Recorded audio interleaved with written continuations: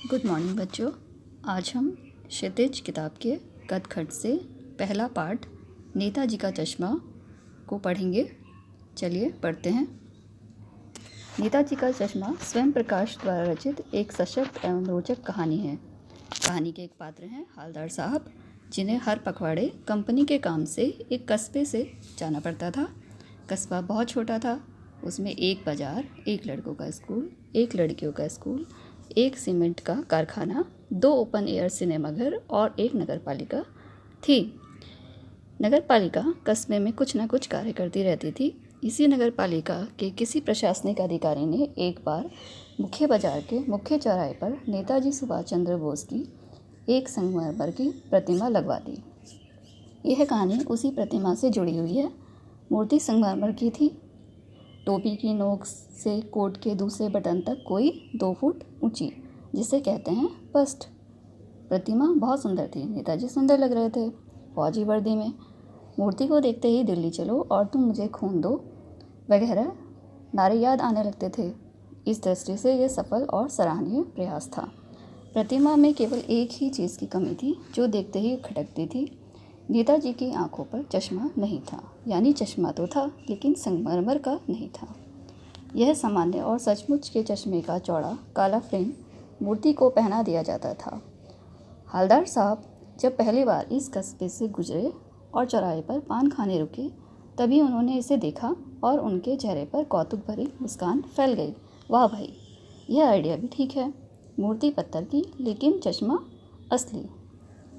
दूसरी बार फिर हवलदार साहब उधर से निकले तो उन्हें मूर्ति में कुछ अंतर दिखाई दिया। ध्यान से देखा तो पाया कि चश्मा दूसरा है। पहले मोटे फ्रेम वाला चौकोर चश्मा था, अब तार के फ्रेम वाला गोल चश्मा है।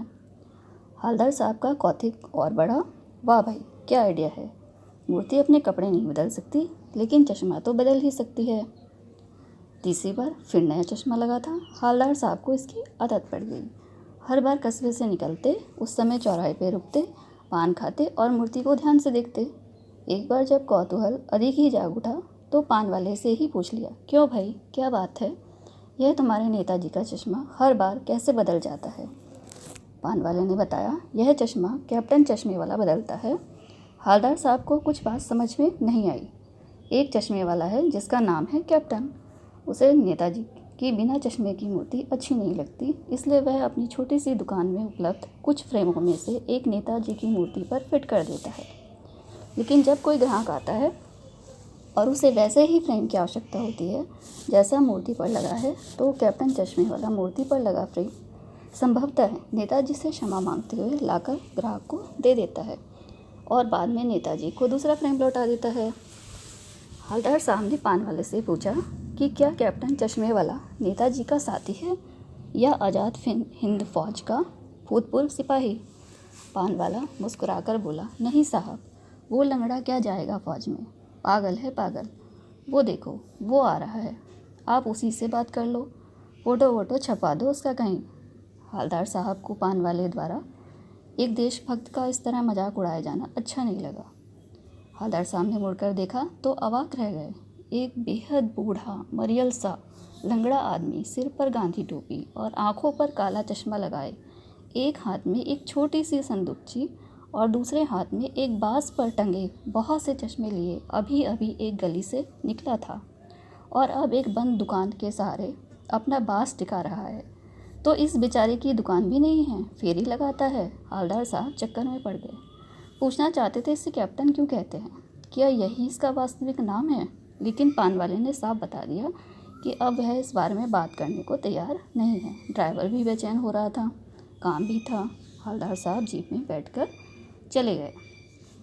2 साल तक हवलदार साहब अपने काम के सिलसिले में उसके कस्बे से गुजरते रहे और नेताजी की मूर्ति के बदलते हुए चश्मों को देखते रहे। कभी गोल चश्मा होता, कभी चौकोर, कभी लाल तो कभी काला, कभी धूप का चश्मा तो कभी कांचों वाला गोगो चश्मा, पर होता कोई ना कोई ज़रूर चश्मा। फिर एक बार ऐसा हुआ कि मूर्ति के चेहरे पर कोई भी कैसा भी चश्मा नहीं था। उस दिन पान की दुकान भी बंद थी। अगली बार भी मूर्ति की आंखों पर कोई चश्मा नहीं था। हवलदार साहब को पान वाले ने बताया, साहब कैप्टन मर गया।